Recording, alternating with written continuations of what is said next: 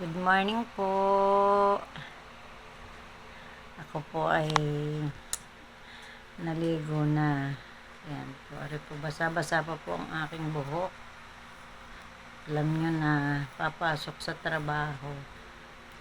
Una po akong nagigising kay Papa OG.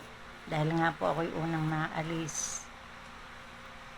Ako po ay habang naligo, ay nakasalang po ang kanin sa rice cooker.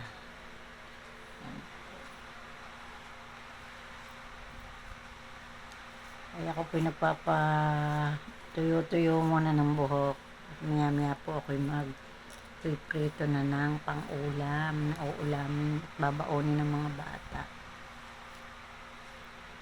Ang pasok po ni Benedict at ni Faith ay patanghali pa. May schedule po sila ng hapon pero mas maaga po sa minsan po 11 ang pasok nila, may schedule po ng pang alas 2, yun, hindi po pare-pareho. Minsan po alas 3, ang labas ay alas 7. Kaya po ako ang nauuna. Si Papa OG naman po ay maya-maya pang alas 5 ang gising. Ako po ay alas 3 nagising. Kaya po pagka ganari pong mga alas 4 na naligo na po ako. Ang buhok ko po nakataas pa.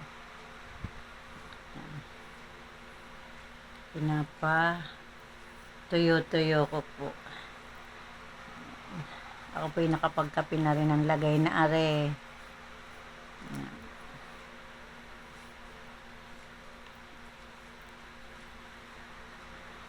Pagka po ganaring maaga pa. Yan po ako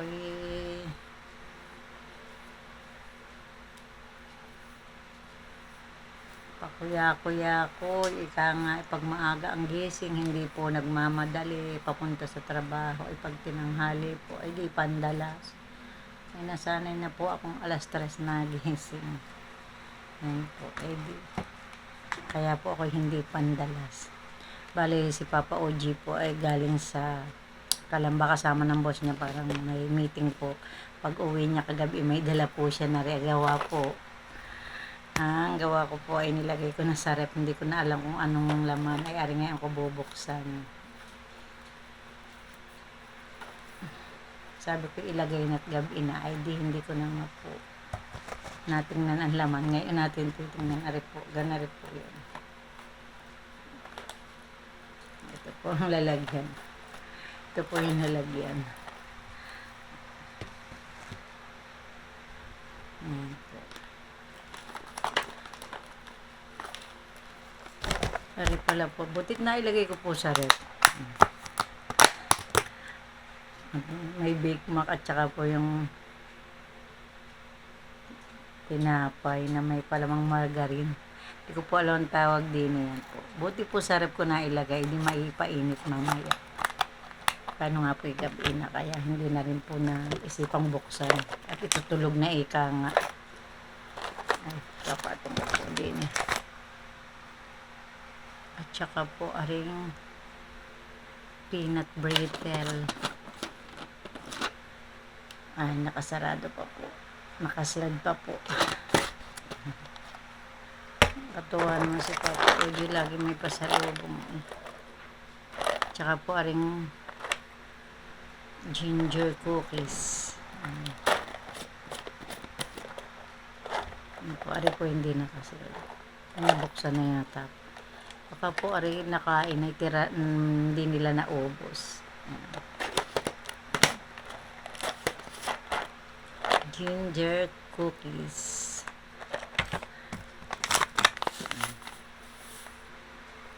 At saka po aring ginger brew. Instant salabat. Ayan. Tamang-tama, makapagsalabat. Katuwa naman ho si Papa OG at lagi namang may pasalubong. Basta ho ayun ay umattend ang boss niya or ang mga kasama niya sa mga seminar or meeting, ay may mga bigay ho sa ay kasali din po siya, kabilang siya sa binibigyan. Kahit po siya nagdadrive lang, ibinibilang siya. Kaya po lagi siyang may dalang pauwi dito sa amin. Nakakatuwa naman po.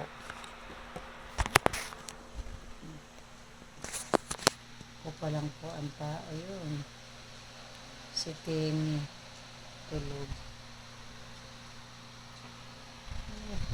Tinitingnan ko po si Tami. Si Milky po ay ayaw bumaba, nasa itaas pa. Hanggat hindi po nababa ang kanyang papa, hindi po yun sasama sa akin. Eh si Tami po ay nasa ilalim. Hindi ko makikita ay. Ginipitan po ng kanyang isa kong anak si Timmy at si Tami. Si Milky po ay binawasan lang ng kaunting-kaunti sa may bandang po. Dahil po mas makapal ang buhok ni Tami at ni Timmy. Ayun po tulog.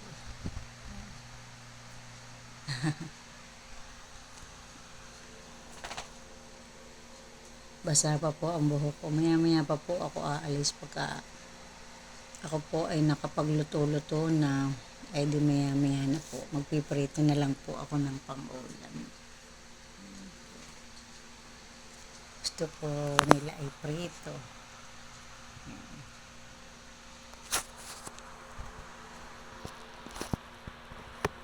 Siya, sige po. Babay muna po. God bless.